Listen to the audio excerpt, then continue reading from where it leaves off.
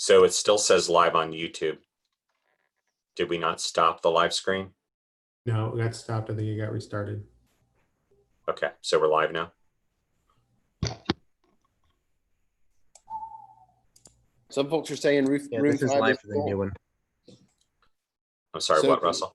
So people are saying room 5 is full. So y'all want to go and check that on YouTube. So if you go to live.virtualchristmassummit.com, you'll be able to see the, oh, it says the room is private. So that might be, Is it possible to post that on Facebook? yeah. Sorry. People are not going to know. Okay. So there's a question to me, are rooms being limited? There are certain Zoom rooms that only have 100-person capacity. So they will be streamed on YouTube. This one has 1,000, some have 300 or 600. How do you swap rooms?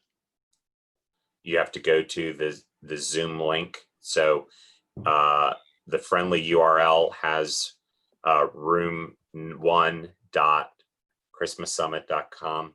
Virtual Christmas Summit.com. Virtual Christmas Summit, sorry. And then room 2, room 3, same thing.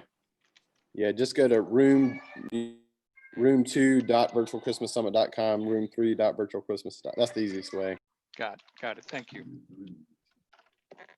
Zoom, I guess room 6 is going to be streaming as well. It's capacity. The YouTube link is live.virtualchristmassummit.com. So go to live.virtualchristmassummit.com. Okay, so let me go to room 6.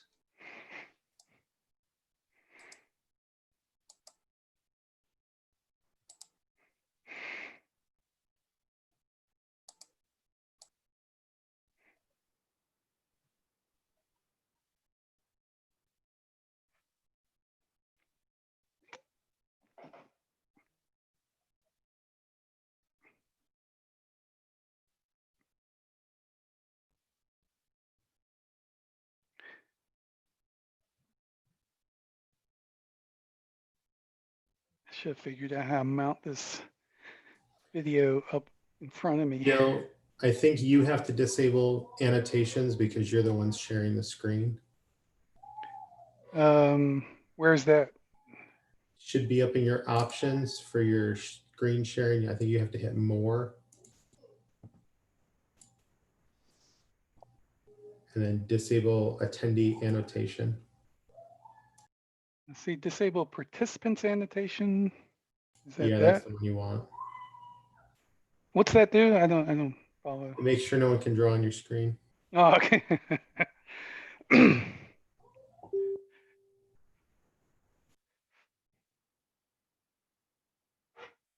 Yeah, and we know some people would do that. Are we ready for me to go? Yeah, I think Looked you like can it start. was timed. Oh, I need to record. Let's see. Yeah, if we're ready. So it looks like I went through the list already. It looks like everybody already has the numbers with their names, but if you don't, just make sure you have your number for the prizes. This is Gil Jones with xLights 3D, obviously. He is the champion spearhead of what brought xLights into 3D. Other than that, for the prizes for this class, there's going to be a $50 gift certificate from Boscoyo, $50 gift certificate from RGB Sequences, a sequence from Showstopper Sequences, a 20% off coupon from Wizard of Wire, a $50 gift certificate from Wire to Watts, and a $25 gift certificate from Cool Tees Custom Apparel. And with that, just make sure that you are staying in the room all the way through to the end to make sure you get your prize. And Gil, go ahead. Make sure you got those numbers. There's a few you don't have numbers. Okay, well, like you said, I'm Gil Jones. I did a lot of the 3D development. I kind of got it going, and then some of the other developers jumped in and helped me finish it off. I believe we did that. I did it in 2018 is when I did all the work, but we kind of really didn't release it to everyone until the beginning of 2019. I've done this presentation that's pretty much the same presentation in Next Essentials, and I thought I was going to work on tweaking it a little, but like I said, had mixed up on what time I thought I was presenting. I thought I had all day to get ready, so I'm pretty much going to have to present, pretty close to what I did before. Not much that I know has changed, and this was a beginner's room, so I thought it'd be appropriate. I'm going to talk about, working in 2D, and then, if you're currently working in 2D, what you will do to switch to 3D, and what's going to be different with that, how to add a house into your 3D view, with the layout interface, and what types of models and how to move them around in a 3D view, and then how to use camera viewpoints in a 3D layout. So let me get in the first part. So let's see, why did I develop 3D? Is it because everyone needs 3D? Not really. It was, I initially did it because I was just kind of wanted to get into how to do 3D, like OpenGL stuff, and it was kind of a technical challenge for me. And I've always wanted to kind of have the ability to fly through my view while it's doing a playback, and see what it looks like from different angles. And another thing was, we had been wanting to have pan and zoom in 2D, and when I started to tackle that, I realized that if I worked on 3D, I could get that feature in there, and it would work for both of them. So it kind of helped out being able to get the pan and zoom in 2D when I did the 3D work. You need to use 3D. It's really optional. It's only if you want. xLights still runs fine in 2D. I kind of think it looks cool when you have your layout in 3D. We got by for years without it. One thing I will say is, if you're running any current version of xLights, you technically have all your models are already in 3D. You just don't see it if you're using 2D, because you're just seeing it. It's kind of like all the models are still there, but they don't have any depth to them. All the Z components are zeros, so they're kind of in a flat plane, but we're still rendering everything as if it was 3D positioning. It's just kind of a 2D projection. So what are the benefits? So with 3D, you can view your house from different angles without having to create multiple views. That was my original goal. Was we had these cases where you might have an entire large display, like Illumination Arizona does, a drive-through display, or people who have multiple houses on their street and they want to be able to represent all of those in one view. We originally created the ability to have different preview windows, but with the 3D layout, you could theoretically put all those houses into one view, and then create different what I call viewpoints to look at those different houses. Like you could have just right click and say, I want to go to viewpoint house 3, and it would jump right to it, but it'd all really be in one big layout. We created the ability to render effects from different angles, so I'll show that later in the presentation. And it also made it easier to add some 3D models, like a sphere and a cube, that were in 3D shape. So what happens when you, like I said, you're going to see some 2019 stuff in here, because I didn't get those release versions updated. When you first open the show folder, if you were going from an older version to a new one, it kind of did it behind the scenes. It upgraded all your positions, even though you were still in 2D, like I mentioned earlier. So we've upgraded your model positions kind of behind the scenes, even if you didn't know it. And, we did a lot of work to make sure that you didn't really notice anything move around. I mean, that was my goal, to make sure I didn't mess up current previews, but to make it so that if you do want to go to 3D, you just click the button, and all of a sudden your stuff's in 3D, and you just have to reposition it. Did have a couple bugs that probably, everybody's probably passed those bugs by now, because that was like a year ago. So in 2D, we added, like I said, the pan and zoom. So those were features that were added to support 3D, but also benefited 2D. So I just want to quickly go over that. And then Dan did a lot of work to make the trackpad gestures work. So I'm not real familiar with how those work because I don't have a trackpad. So background properties in 2D, where you first started, you can see this green box. That's showing you kind of where your original view is if you don't do any zoom. So if you zoom out, you'll start to see that green box to kind of tell you how far out you're zoomed. You know, it also is kind of showing you where your render area is when you render in 2D. You see this red arrow here? I'm pointing to this option to, well, it should be pointing to the one below it, that XO is center. What happened is when we went to 3D, the positioning was kind of centered around 0, whereas in 2D, everything is to the right of 0. So to correct that, so every time you switch between 2 and 3D, you didn't have everything jumping around, you could just check that box. You know, optionally, you could just reposition everything. I think I talk about that on this next couple slides. So if you want to switch to 3D, it's as simple as clicking on the 3D checkbox, and it should automatically just start showing you your stuff in 3D, but it's going to look like everything's in a kind of like in a single plane because you haven't moved everything depth-wise yet. Like I was saying, everything's going to be shifted right. And if you want to, you know, you could just select everything and pull it over like I did in this slide here. You can zoom out, you hold down Shift, drag select around all the items, and then you can release the Shift key and grab the red arrow of whatever the highlighted, you know, one of the models is going to get focused and it's going to have that axis handle that you can grab and move everything around, and it'll move the whole group.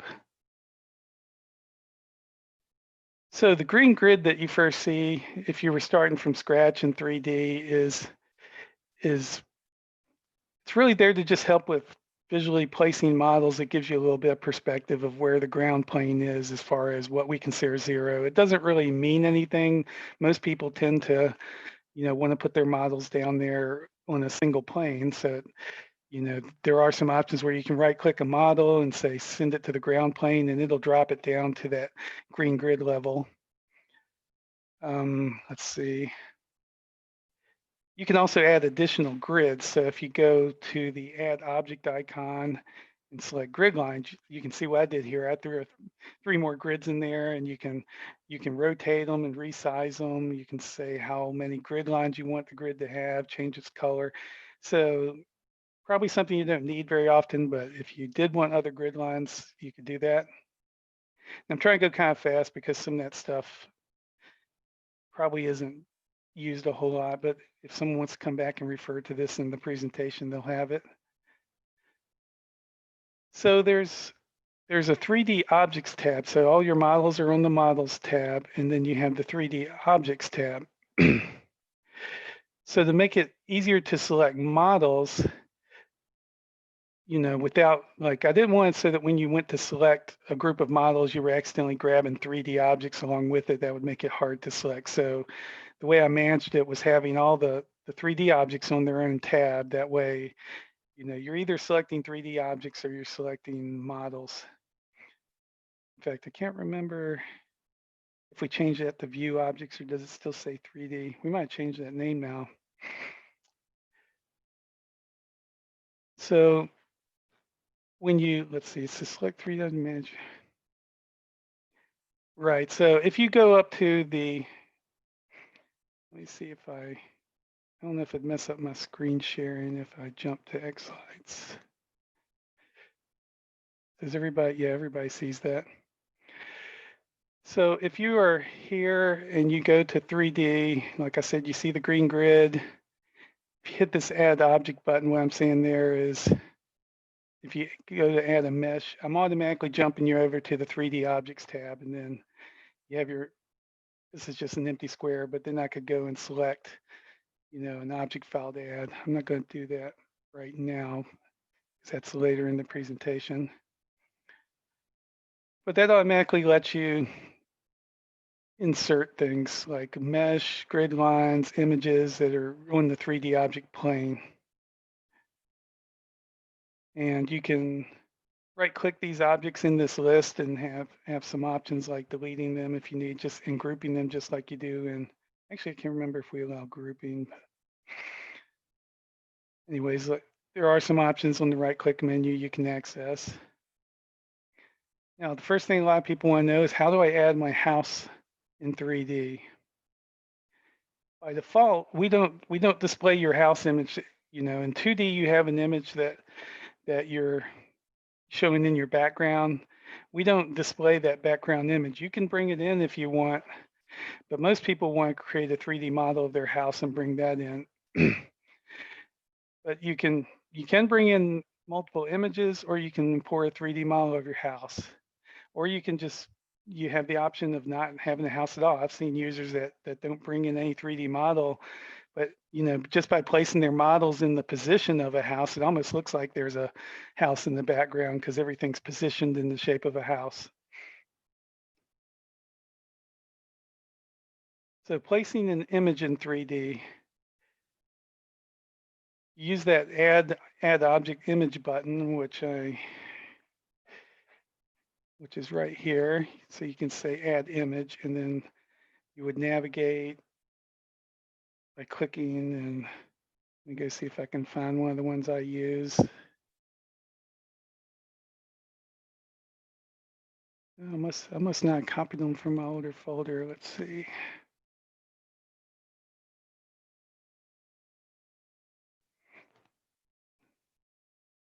Sorry, I'm stumbling here. Here's some of my, so house top view. I believe that's, yeah, that's the one that I basically went out to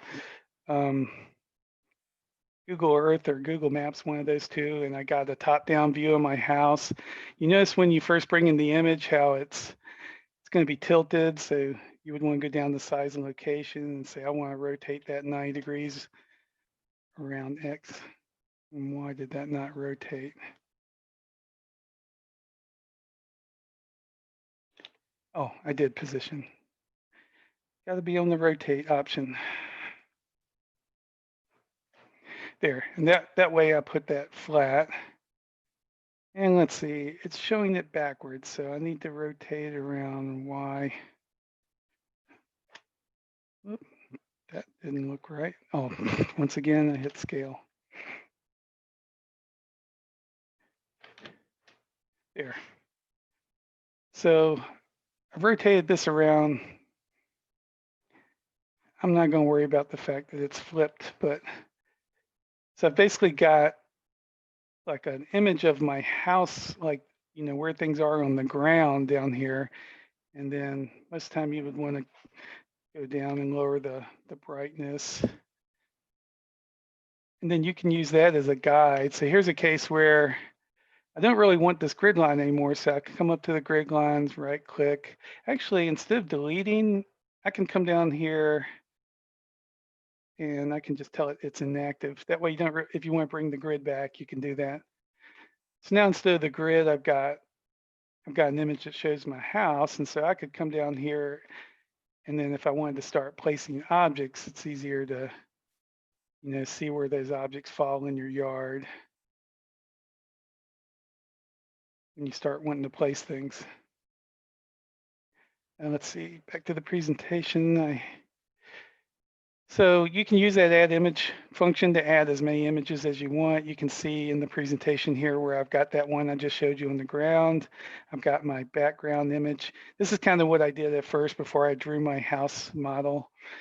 And then I brought in like a Grinch image just to show that you could bring in pretty much anything you wanted. Let's see, I think that's all for this slide. Yeah, you can set transparency and brightness of each image. So let's see, instead of an image, you know, it's a little more impressive if you can bring in, you know, a 3D house model. Right now, I currently only had the ability to bring in an OBJ object file. I don't recall seeing anybody adding any other options yet. You can use any program that can create an OBJ file. I use SketchUp. Blender's another one that could do that, and then you can export in the OBJ format to bring it into xLights. One thing that sometimes it might take you a couple iterations. It's nice if you can get it so that when you export, you don't have to scale it, you know. And I'll show you the options on this next screen. So I created my object. Here's an image of it right here of what I created in SketchUp. I already was lucky. I had my entire house modeled in a different landscaping program for just modeling yard improvements I was doing. So I had gone out and taken measurements of everything and done a really detailed model of my house. And so I was able to create it pretty fast in SketchUp because I already had all the measurements, and mine's kind of a complex geometry. You don't really need to do that if you just want to create a simple A-frame rectangular house. I've done that for people before. I don't think you need to use the paid version. I think originally when I started, I thought you had to use the paid version to get the ability to export OBJ files. I don't believe that's the case anymore. There was a plugin I never used that you could use to do an OBJ export.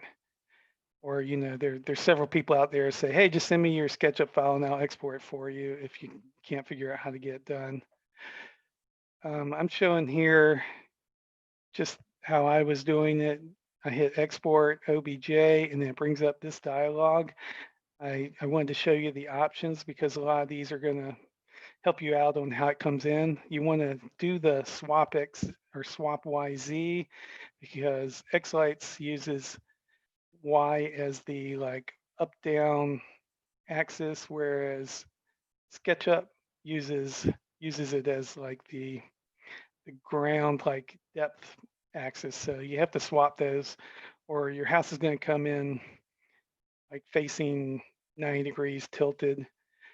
And you could correct that with the rotation stuff. It's just a lot easier if you bring it in and don't have to scale or rotate your house. That way, if you need to go back and make changes to it, you won't have to worry about rescaling it and rotating when you bring it in again. The other option I do is export edges. That'll give you these little black lines on the edges of your surfaces. Triangulate faces is what we want because that creates the triangles that we need for importing the OBJ file. And another thing that I ran into, and I've helped other people run into this. Sometimes you'll bring in your house, and some of your surfaces don't look right. You know, they won't have the, you know, people say, "Hey, my materials aren't showing up." So what you'll see is it's easier to see this if you haven't put any materials on your house inside SketchUp. Is look for these blue surfaces. That really means you're looking at the reverse face of that plane. So you can right click it and say reverse faces, and that'll flip that to the inside. And then when you bring it in to xLights, it'll show your material on the outside. Otherwise, your material's there, but it's on the inside and you can't see it because that surface is flipped backwards. Now, you probably could hit this export two-sided faces, but I feel like you're doubling, you know, you're adding a lot more data and probably takes us a lot more time to render it because now we're trying to render something on both sides of the surface. Let's see, next page. So to bring that in, you're gonna hit that add object button, select mesh. I had a note here about making sure all your material and images are in the same folder as the object file. I'm not 100% sure, but I thought Keith made this so that it was not as restrictive as when I first created it. So I think now you can, as long as your files all point to where things really are, you don't really need to organize them like this. But if you do organize it like this, I know it works. Let me jump over and just see if I can execute this real fast. So I'll say add object, mesh. I already did that, so let me switch over to the one that I had brought in. I just created, I didn't actually select the object file though, so let me go find Find my house.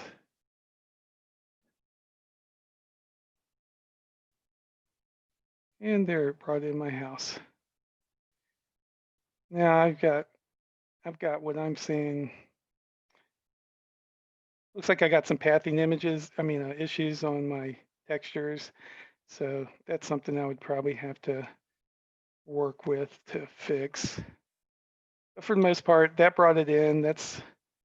I can tell my my ground image isn't to the scale because I normally would not change my house object, but if I wanted to, I could come down here and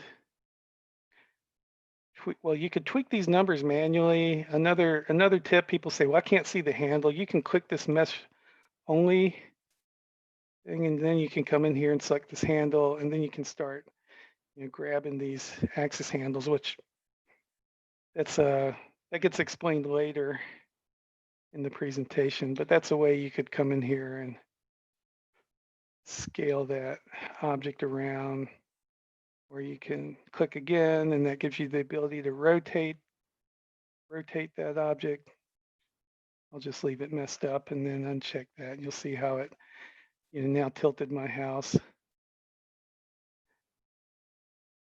Actually, that's why I forgot this option's really backwards from what I originally intended. The diffuse colors were these were the colors that I called diffuse colors. It's kind of like it just takes an angle and creates a fictitious color so that you have something there when you don't have a material. And that's what this option was trying to do, was if you had something with no materials, it was trying to provide coloring for your surface. But somehow the logic's opposite, so we have to check that now to get your materials to show up and colors to show up properly. All right, back to the presentation. I'm trying to go fast because I know I've only got an hour and it's a lot to get through. Let's see. So I actually just went through a lot of the stuff that's on the next slide. Yeah, I think I covered that whole slide. Okay, so now I'm talking about some of the controls, how to pan, zoom, and rotate the view in 3D. I'm rotating the view. That's as simple as, I don't know if you can see what I'm doing because you don't really see my clicks, but I'm clicking the left mouse button and then I'm dragging, and I can rotate that whole view, and I'm doing really small movements. So I'm holding down the left mouse key and I can rotate that around. That gives me my rotation.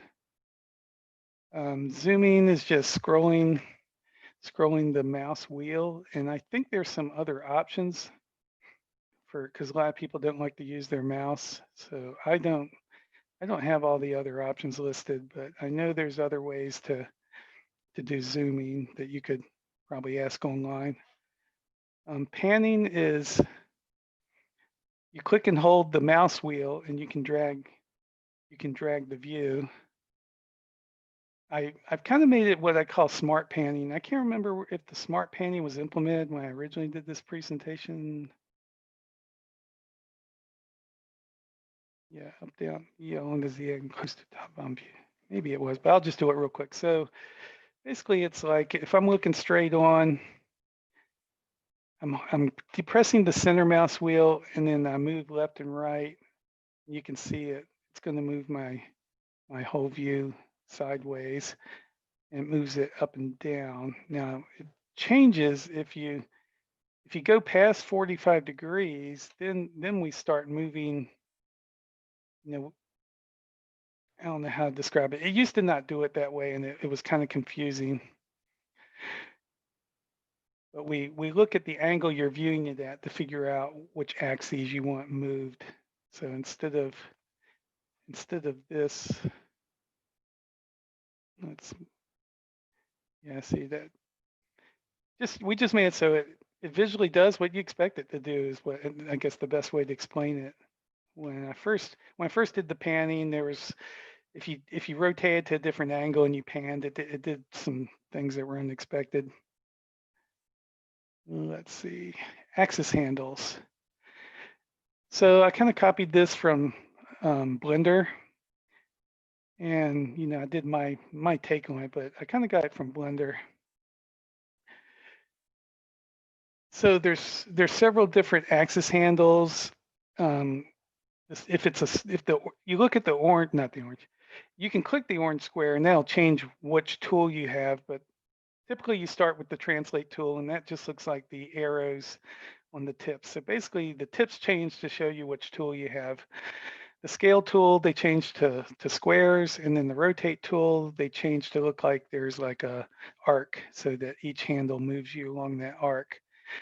The way everything's set up, you can really only manipulate, you know, across one axis at a time, except for scaling. There's some modifiers where you can like hold down shift and control to scale multiple axes at the same time. And when you hover over one of those handles that turns yellow, every model should have a center orange handle. And not every tool will display for every model. Like the single line model doesn't have a scale capability because to scale a single line, you're just going to grab one of the endpoints and drag it further out. Certain models have these other handles, which like for arches and candy canes and icicles, since they have a third point, there's a special handle that allows you to grab that and move that third point around, like for angling arches and candy canes or icicle directions. I see there's a bunch of questions popping up also, and hopefully by the end of the presentation, I've either covered it or we can try to go through those then. So all the models that are in xLights behind the scenes are really, there's only 4 categories. They're box models, which means we model them as either like a square or rectangle. There's 2-point models like the single line or the channel block model where you just have a point on one end and a point on another end. There's 3-point models like I just mentioned that have that special axis handle, arches, candy canes, and icicles. And then there's the polyline model to allow you to, that allows you to create like a multi-segmented line instead of the, we didn't have it originally, and I did a lot of work to add that. And it's kind of cool because you can actually curve any one of the segments inside of that polyline. Okay. Let me just real quick, since I can't remember if I cover it, let me turn that grid line back on. So just to show you those axis handles, if I grab a tree and click and put it down, there's the axis handle we're talking about. So it's, you click the center to change the tool. So if you're on the translate tool, you can translate that model around, click at the scale, and you can scale that in any direction. And like I said, I think I cover this later, but just in case I don't, if you grab and start moving like just the x-axis, but then you push shift, you see now it's doing X and Y, or actually that's X and Z. So it's keeping your base the same width. Then if you grab control, so I'm now holding shift and control, that'll scale all 3 axes. So you can scale the entire model. Now what that's going to do, it's probably going to throw it where it's, actually no, I kept it on the pretty close to ground. There's where you could right click and say align with ground, and now you should be perfectly aligned with that green grid.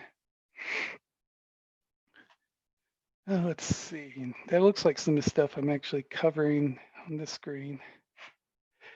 So box models that can scale in depth always default to being placed on that ground plane. So where X and Z is 0. It's kind of got to do with, you know, I'm trying to figure out where your mouse pointer intersects with the screen, and I have to pick a spot to place it. So I have to jump forward. Yeah, I have to pick a spot to place it initially. So that's why you can't initially place like a tree up in the air. You have to put it on the ground first and then move it up. Well, let's see. Scale tool. like I was saying, combinations of shift and control will change how it scales, and I have all the different features outlined here. I've got the tip there where don't press down the shift and control keys until after you start dragging. I can't remember exactly why, but it seems like that messes it up. So you want to just start the drag and then start pressing your modifier keys, and that'll change, like which combinations of axes are scaling. Let's see, other box models. I list them all there, like a matrix, circle, custom model, window frames. So if it's a box model that's flat, they always default to being placed, instead of being placed like on the XZ plane for the ground, they get placed on the XY vertical plane. And what I mean by that is, let's pick one. So if I went and drew a circle like that, if you rotate, you're going to see that's perfectly aligned in the middle of that green grid because it's placing it on the where z equals 0, which is your depth. So it's basically placing it on the XY plane. And if I add a grid line, you would see that. Let me see, that house is getting in my way. Let me turn that house off. So if I go to that grid line and move it over here, you'll see that grid line is perfectly aligned with where models end up when you first place them. Now you can go back and click, or select that model and then move it in depth. So if you need it further back, you're going to come in and grab the blue translation handle to change how far back that model is. Okay, let's see what next. Translate and rotate tools. I think I've already demonstrated that. 2-point models. I'm just trying to go through how the tool works with the different models. I'll just show that one real quick and then see if there's anything I missed. So you would pick the single line, click on the screen. Oh, I think I accidentally let go. Click and drag. It's going to put it, actually is putting it on that same vertical plane. So it's trying to figure out where your mouse was intersecting the vertical plane. So that's why it doesn't end up on the ground. So to move that around, I can translate the whole thing, or I can click one of the endpoints. That'll move like shorter or longer. So you can move either end, shorter or longer. I can change that to a rotation, and I can rotate that line around. Same thing on the other end. I can rotate that line and pretty much anywhere I want it. So that just demonstrates what you can do with the single line control handles. There's no scale tool, like I said, for a single line. Let's go to the next one. So these are arches, candy canes, and icicles. I've got a little screenshot of all three of those. Icicles, let's see. Arches and candy canes, we assume you're typically putting those on the ground. So that was where I defaulted those to place. So when you click, keep on letting go. You click and drag, you're going to place those arches are going to end up on your ground plane. Let's just say if I had 5 of those.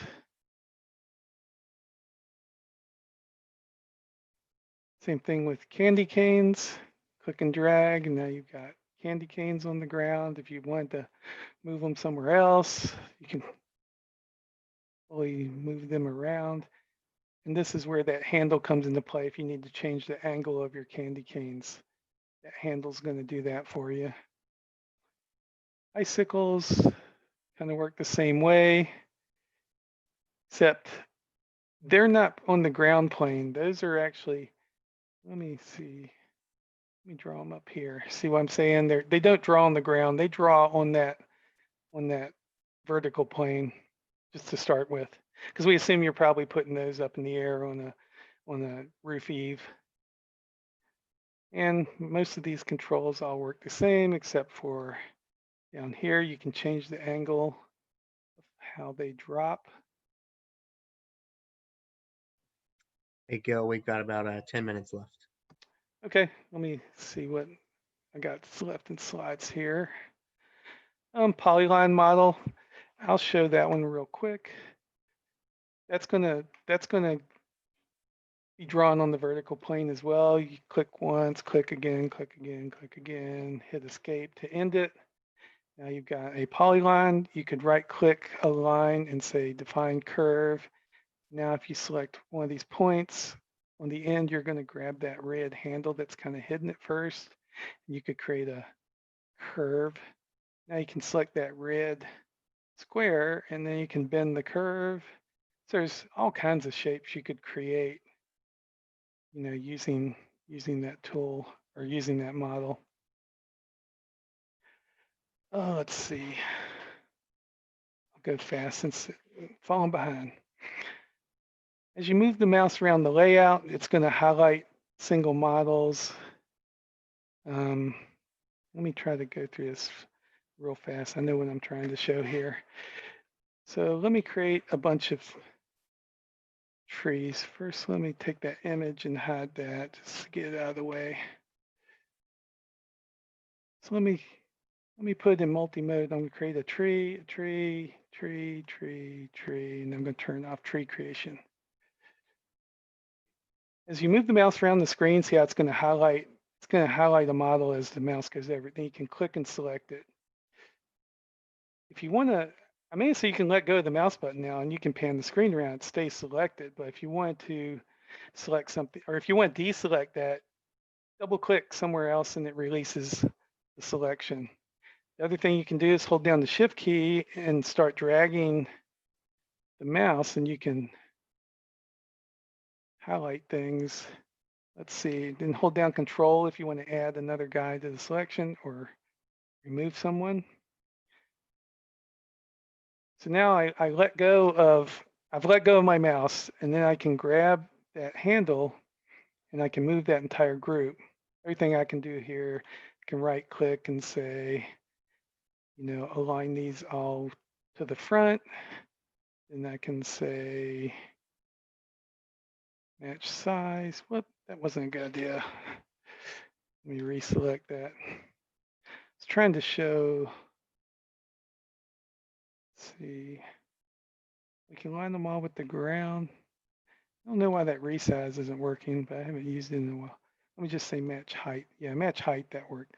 So now you can see I ended up pretty quickly with a line of trees. They're all perfectly the same size. I think you can also say distribute those horizontally and it'll make those evenly spaced.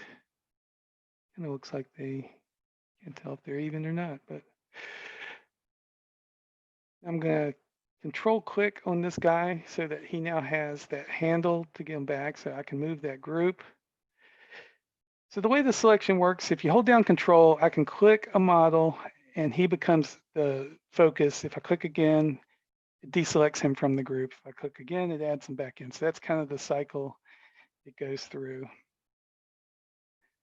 Oh, and then this is something that took me a long time, was being able to rotate a group like that and get that right. Okay, I think I covered everything I was trying to show in this. Oh, escape's also another way. So you should be able to hit the escape key to remove your selection.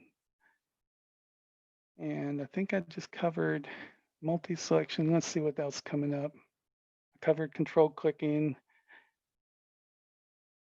camera viewpoints. So I talked about that before.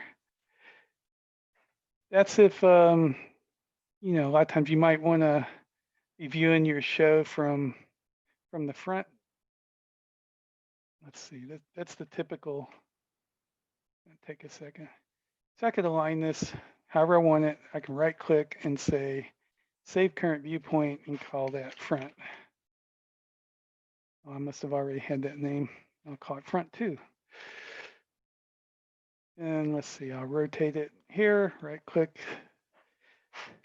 And just in case I have one, I'll call it top two. So then I can right click and say load front two, and it jumps me no matter what I've done. Like, let's say I actually scrolled so far out, I can't see anything. I can say, oh, load back to top two. Now I'm back to that view. The other cool thing you can do, I don't think I have time to show it, but when you have a sequence open, you can actually go into each effect and down in that same window where you can set the, I think it's got the black area for setting your render buffer size. You can also change which viewpoint is used to render that object. And I believe I have that shown on the next screen here. You can see how I rendered the same effect just with different viewpoints, and you can see how it changed how the effect rendered, because one of these was rendering from the front, and then this is rendering from the top view. So you can actually change, you know, how an effect is rendering across your model group. Let's see, 17. And that was the end of it. So I got to show almost everything, except I think it would take me a little while to try to demonstrate that. But probably, let's see, is there anything else I want to cover? Can't think of anything. Maybe we'll just go ahead and go to questions.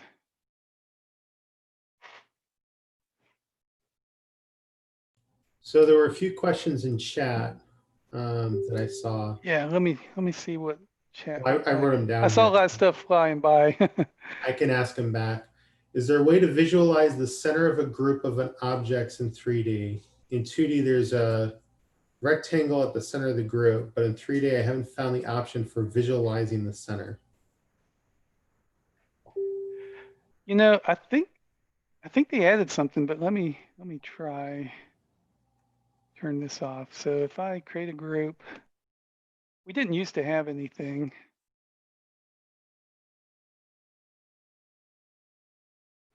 Because we're talking model groups. So let me create a group. I've got one called all. Let me just start adding all the stuff I created into that.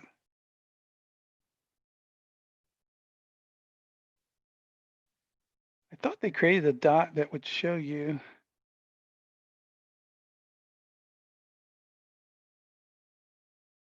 There isn't, Gil. There isn't? Okay. I thought I saw something where someone created an actual visual marker where you could see where your center No. was. Only in 2D. Oh, okay. I'm always keeping up with all the check-ins, and I thought I saw something that did that. So no, I guess in 3D that we don't currently have a marker. That'd probably be that'd be something you could put on the GitHub request enhancement list. Is there an easy way to align models like arches? Let's see. You mean like if you have them? Excuse me, I'm gonna have to drink something. So let's see. I'll draw a few arches at different spots. So you're talking about like if I wanted these like all lined in a line and they aren't yet? So like some of these align options here, like if I want to line the fronts, that would center all those in a line there. Other than that, let's see, you've got resize, match height. Doesn't look like that's implemented. I typically go in and I just start visually looking here, and then I'll scroll around to different angles and say, zoom in and say, oh, that looks pretty close. I mean, I'm not trying to be aligned to perfect. I mean, I feel like you get it pretty close just visually looking at it. Does distribute horizontal work with that?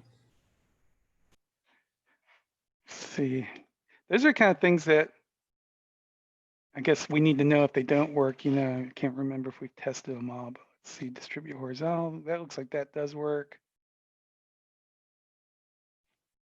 So then it's a question of, it doesn't look like we have this make same height thing working.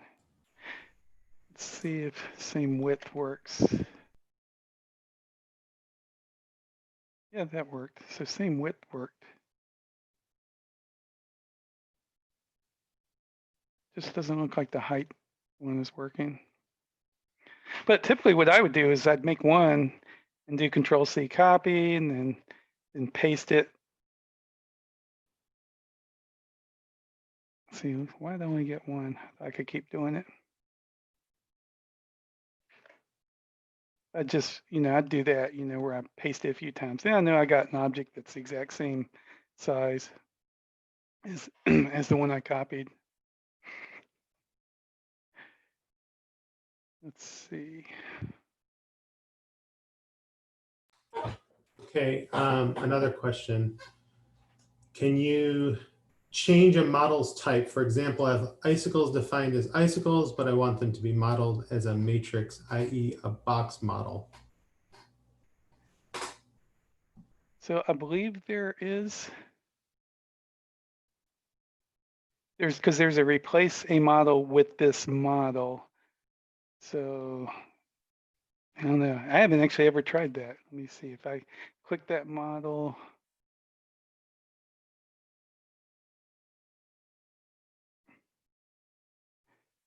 I don't see that showing up. Replace a model with this model. Oh, and then you go pick the model you want it to be.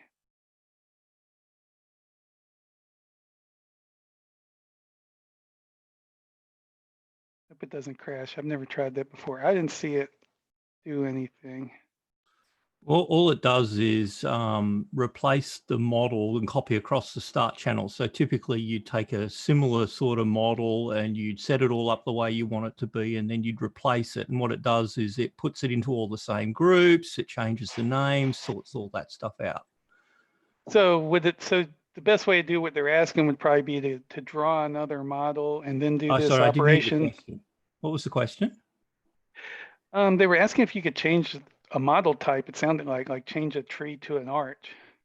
Well, yeah, no, you can't. What you can do is you can draw another model, and then the replace thing is just there to allow you to, because if you delete something and then replace it with something, it gets lost from all the groups and everything, which is not real useful. And that's why the replace is there, so that you can actually swap it in without losing all the groups. And it also does things like keeps the start channel definition and all that sort of stuff. No, you Okay. can't just morph a prop into another model. Okay. What's the best way to represent a flood shining on the ground? Currently, I use a single pixel. Go to the Appearance tab, make a large blend circle. But I had a difficult time rotating it to be flat with the ground plane. Well, let's see if I can draw a floodlight, which I know this has been messed with some. So let's see. That's pointing kind of like that way. Should be able to go in here and rotate that now. Oop. It's like rotate that down.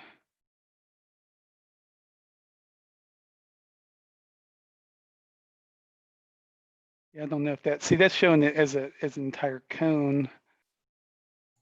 Yeah, I think he's doing it the old way, which was a single pixel with a diffusion. So that's if you want kind of a 3D look of a flood there. Let's see, what is the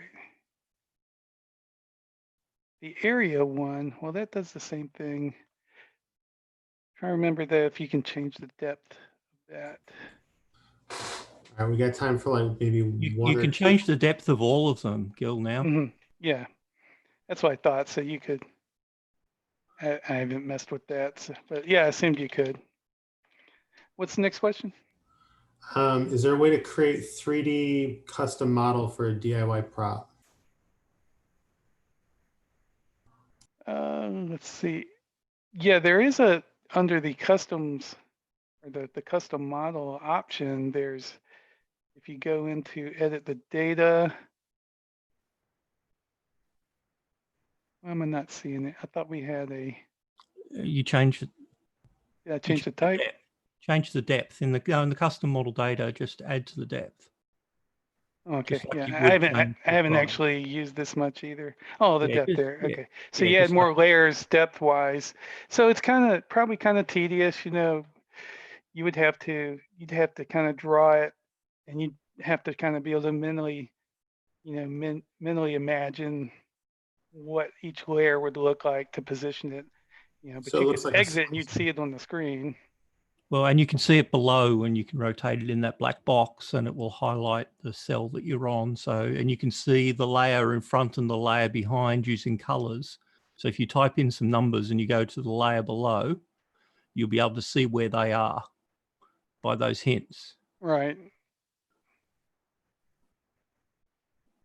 So I'm clicking on each layer and just entering some numbers. And you can rotate that and kind of see. Yeah, and if you click on one of them, it highlights it in yellow. You can see how that, oh, the yellow's the first one, I think it is. And if you click on the number, if you click on one of the numbers, it's meant to highlight the ones. I've never done it with multiple numbers. Oh yeah, there you go. Shows you Yeah, it's those. highlighting them all. Yeah, Yeah. those three, yeah. You're sitting there saying, I hope that works. Yeah, I never did it with that one. I think that's all the time we got. We're going to go into raffles at this point. Okay.